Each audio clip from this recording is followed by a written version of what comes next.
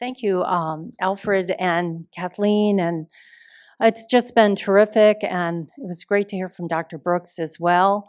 I'm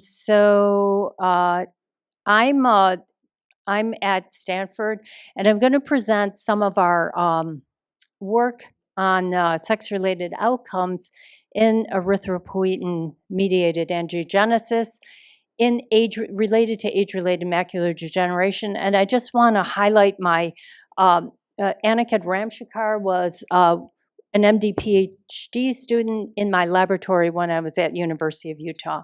So I have no relevant commercial disclosures. So age-related macular degeneration, or AMD, is a leading cause of vision loss worldwide, and women have it more often than men, and it's always been attributed because women live longer than men. But there have been studies that have shown that women carry a greater burden of vision loss, and including in AMD, and this is even in age and gender matched groups worldwide, for example, with the vision loss epidemiologic group. But they didn't look specifically in the US. And I'm just going to quickly highlight a study that we just published using the IRIS registry. So it's not population-based, but on the other hand, we had true patient-specific vision data and also related to diseases.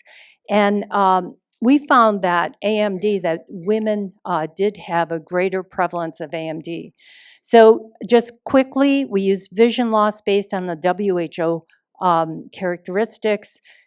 We had a non-vision loss group, which had aggregate data, so it wasn't specific to the patients, but it was the subtraction from the vision loss cohort.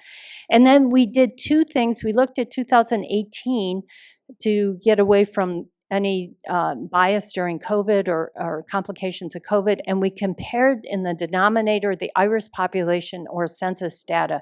Now this is a forest plot, and it's in green or red, basically what the denominator is. So we looked at either the US Census in blue, or the green was the IRIS registry, the total group there.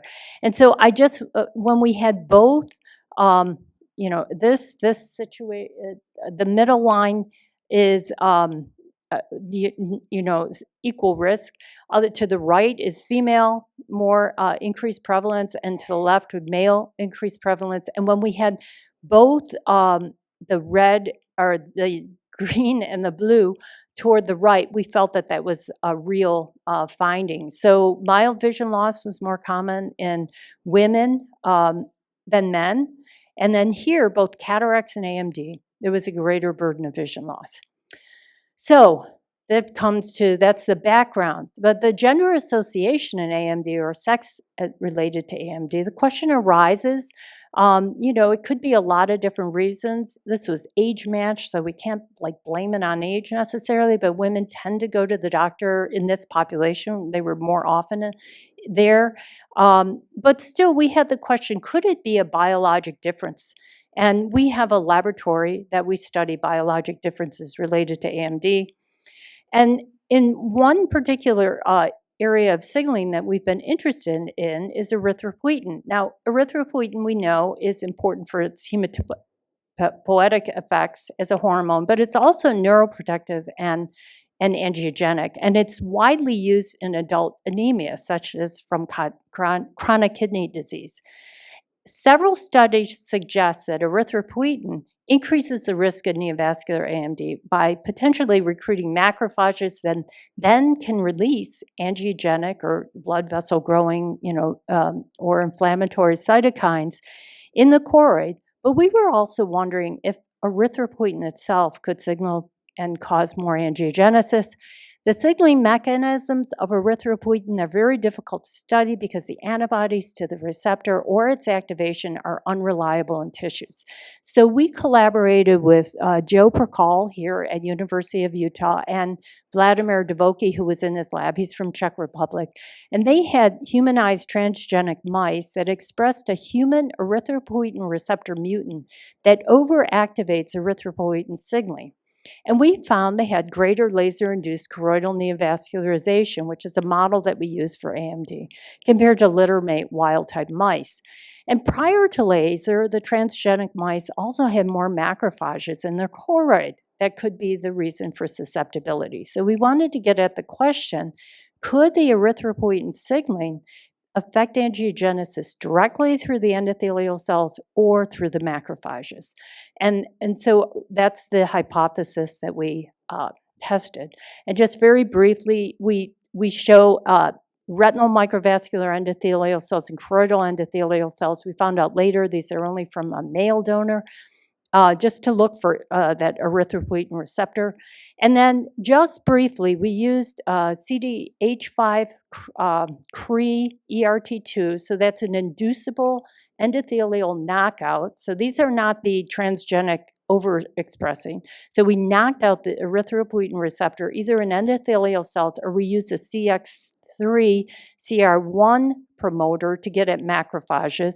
And we used 4-week-old mice. They received tamoxifen to induce the knockout, and also the TD tomato, which was a tag, so we could see that they actually had the CRE recombinase occur. And then they had laser performed and Z sections to be able to quantify the laser-induced CNV, which is one of the advanced forms of wet macular degeneration. And so this just shows that we were able to identify erythropoietin receptor both in, and erythropoietin both in macular RPE choroidal tissue in humans. So it was present. And this also demonstrates using RNA-seq, and we see it in choroidal endothelial cells as well as macrophages. And this shows that the erythropoietin receptor mRNA in our cells were also present. Now, this is a kind of a complicated slide, but basically we want to show that the upper DEPO-R flocks, which is the control situation, they receive tamoxifen too, because that can affect angiogenesis. But you see nothing happens to those animals. Whereas in the lower, our experimental control, the CRE recombinase, when it is activated, we get a dropout of the erythropoietin receptor as well as a stop codon, so we can see TD tomato. And this is just a picture of it.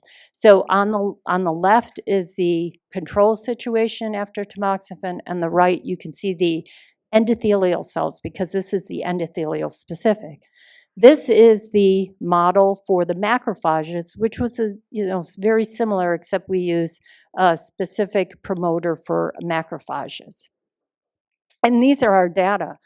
Endothelial erythropoietin receptor was necessary for choroidal neovascularization in males. So when we looked at all the subjects, there was no difference in the volume of the choroidal neovascularization. But what you see is on the left, there's a significant difference with males having less CNV when we knocked out the erythropoietin receptor. We didn't see a difference in females. When we looked at macrophages, we actually saw the opposite in a sense. So the females appeared to be protected from choroidal neovascularization by the macrophage erythropoietin receptor.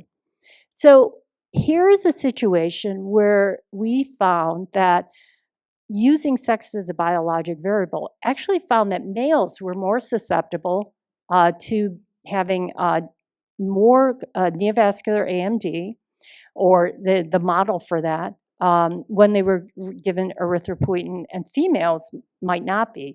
So, of course, this is not powered by sex, so additional studies are needed.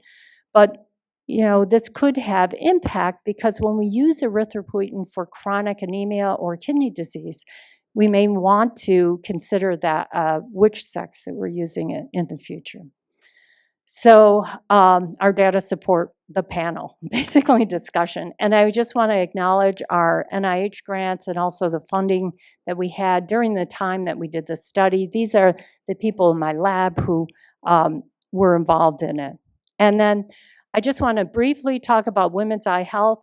which is a website that we just moved to Stanford, and it's mainly used to raise awareness about women's diseases and eye health. But women are also the caregivers of women, men, and children. So we really want to promote, eye health information that's evidence-based for all. And we're looking for people to be involved, so please contact me if interested. Thank you very much, and I'm happy to take questions.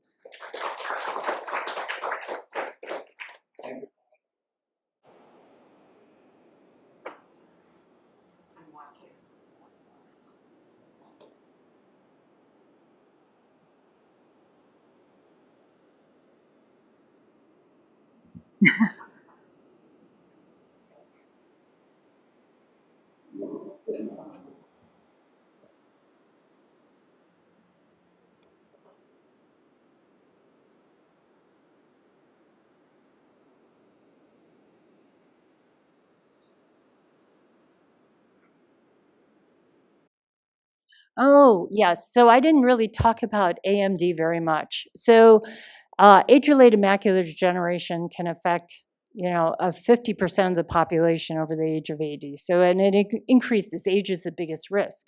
And we think of the advanced AMD as what is really associated with central blindness. And it can be from atrophy, so where you actually lose cells, but it can also be from neovascularization, so invading blood vessels into the neural retina. And then that later can become scar tissue. And we have a treatment that works about 40% of the time, requiring injections in the eye for the neovascular form, but it doesn't prevent the scar always. The scar tissue can still occur in 50%. So this is talking about the proliferation of endothelial cells and how they get activated to proliferate and invade, and macrophages can be involved in that. There's evidence to show this through inflammatory cytokines, complement pathway, and also by releasing angiogenic factors. Yes.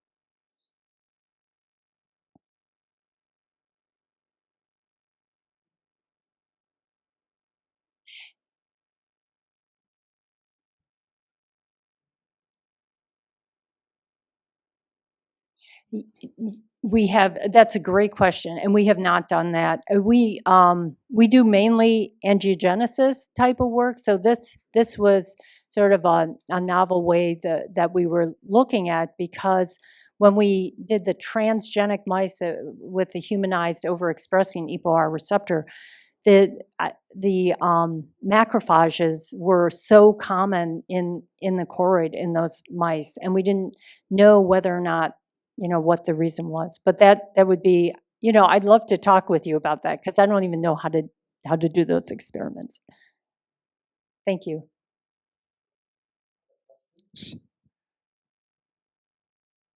If not, thank you very much. Dr. Hartnett has to go to another important meeting and all that.